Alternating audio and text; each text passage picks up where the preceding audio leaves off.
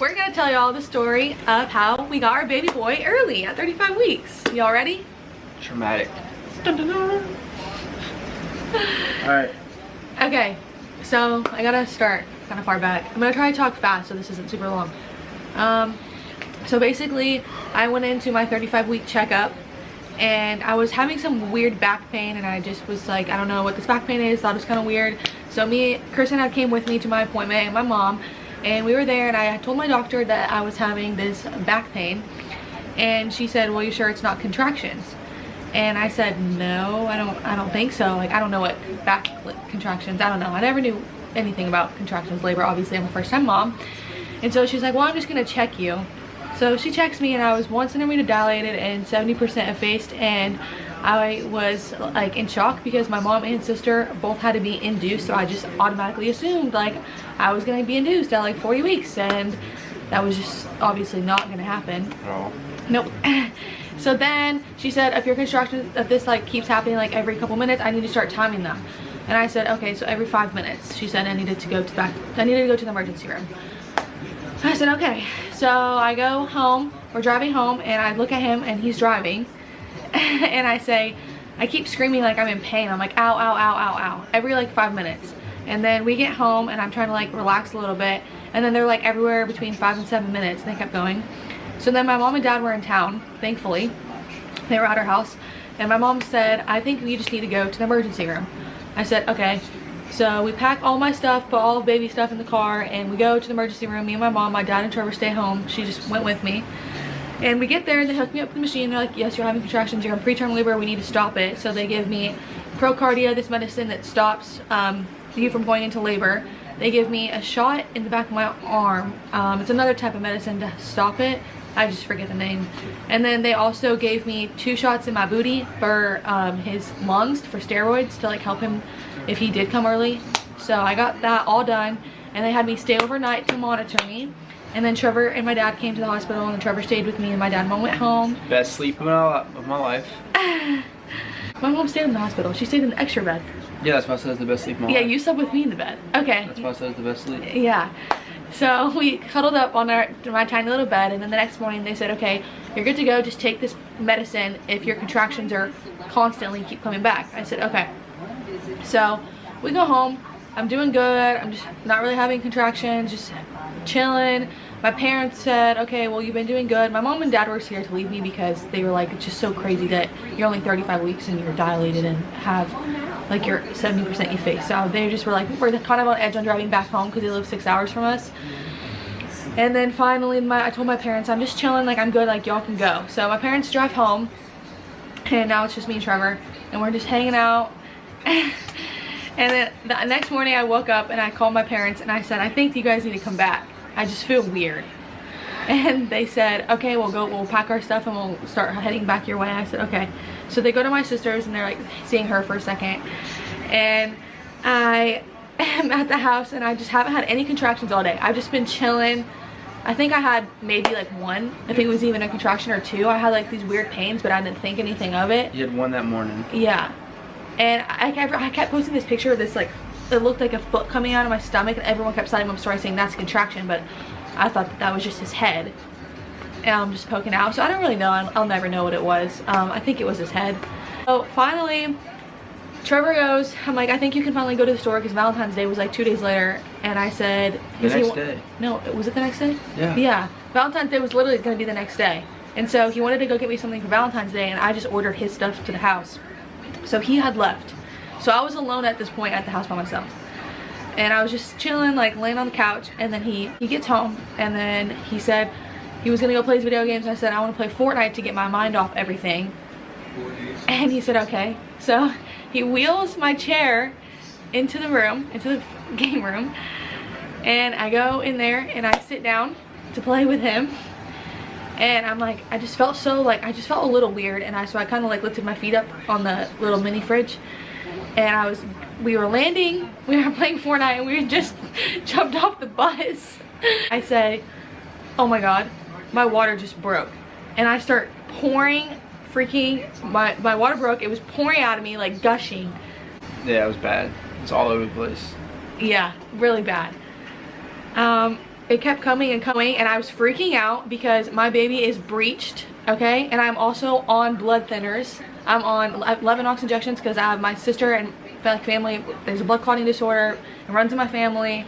So I was on these Levinox injections, so I would already been like an emergency. I had just taken it that night, and you're not supposed to take it within 24 hours before like you have labor. So I had already taken it. Or eat. Yeah, and I ate. And he was breached, so I was obviously crying, screaming because my water broke. I didn't want him to come out with his feet first, and I live 30 minutes from where I'm giving birth. That's the thing. And at this point, it was 5 o'clock traffic. So we go outside. We go, I'm like screaming, crying. I throw the controller. I run to the car. I'm like getting in the car. Trevor's grabbing the keys. We get to go to the car. I call my mom. I tell my mom. She said, no, don't drive. You're not going to make it in 45 minutes. She said, I need call 911. So I said, okay. So I call 911. I tell them what's happening. They get to my house in what? Like 30 seconds. Yeah, like so quick. And I'm in so much pain. It's still pouring. And then do you want to tell them what you got to do when I called 911?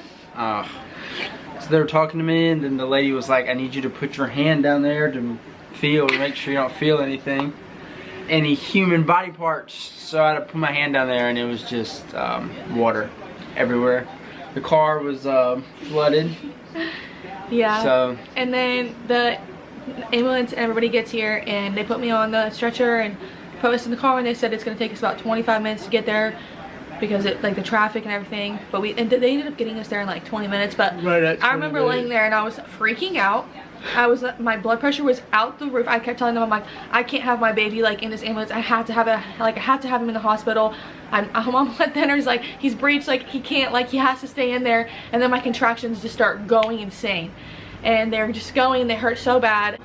When we were in the ambulance, I was really scared because they told me that, I said, what happens if he started to come out? They said, we're gonna have to pull over and deliver him on the side of the road. I said, literally, that just cannot happen. He can't, like I have to deliver him in a hospital. And they said that's what they had to do, and I was freaking out. So that already made my freaking blood pressure go through the roof. They told me I will never know what put me into labor. My water just broke. Like it could have been anything. It could have been stress. He could have kicked me. Like literally anything could have happened. So we get to the hospital. I'm like telling the people. The guy was so calm in the ambulance. He was just like, I'm like, how are you so calm? He's like, this is my job, I'm supposed to be calm. I said, well, I'm freaking out. He was like, you're gonna be okay, we're gonna get you there. I said, okay. And Trevor was in the front seat, and I didn't even know he was in the ambulance with me. I was like, where's my boyfriend? And then we get there, and I see like the people at the doors, and my contractions started getting worse and worse, and I'm like trying to tell them everything, like about like what happened. They check me, they're like, you're 4 centimeters dilated, as they're rolling me in. So they think they have time, right, to keep like talking to me and checking me in. Roll me upstairs, and they tell me that they're gonna prep me for a C-section because obviously my baby breech has to come out C-section. So they're getting us ready. My mom had called Kristen. Kristen was on the way so she could come be with me, and Trevor was with me too, but my parents couldn't make it in time. They were literally going 95 down the highway to get to me in time, but obviously they live so far away. They were still 4 hours away. 4 hours away. So they weren't gonna make it. And then my sister was crying because she couldn't make it in time. So everybody was just on FaceTime with him the whole time in a group FaceTime call. And I was laying on the table, and by the time they got me upstairs, my contractions were just literally coming faster and faster. And I kept telling the lady, I'm like, I'm gonna have him, like he's gonna come out of me, like literally in minutes. And she still just kept checking me and slowly telling me they're gonna get me ready for a spinal tap, and he's gonna be able to come in the room with me. And I told him I felt like I had to poop. I had dilated from 4 to 10 in 7 minutes. That never happens. They're putting that in my chart for next time. Basically, I know what it feels like to have full contractions with nothing, all the way to 10 centimeters in it. And then literally I said, I think I have to poop.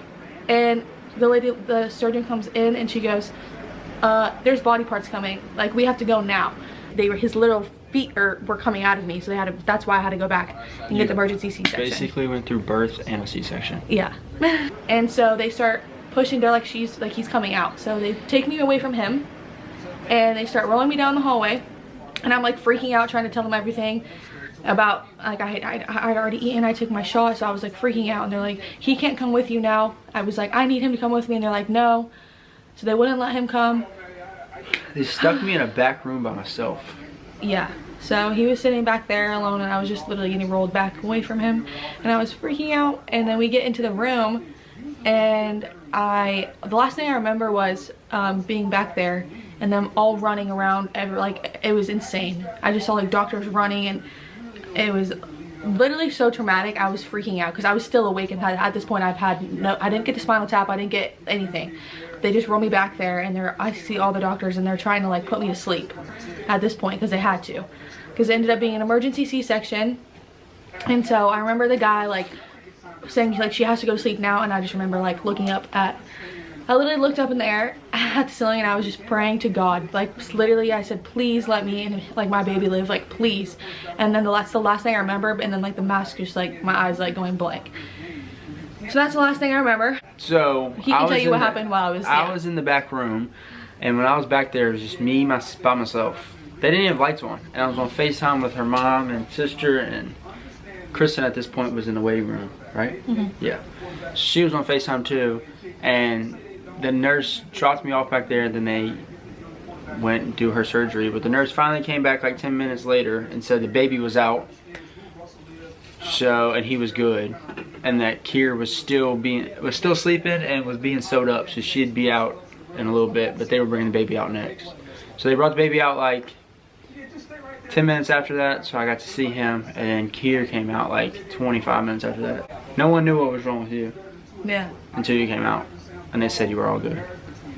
And you got a whole muffin first. I did get the whole muffin first. And you said cute and tiny. Yeah. He was 4 pounds and 13 ounces and 18 inches long. Born at 7:15. Yep. And wait, go get him. Trevor wants to hold him. Then we got our baby Kason, and he has blonde hair, blue eyes. He's adorable. He got my dimples. He looks, I think, like 50-50 of both of us. A lot of people say he looks like Trevor, but now it's like kind of 50-50, I think. But yep, Kason Lane Whittington, he's perfect. He was so strong.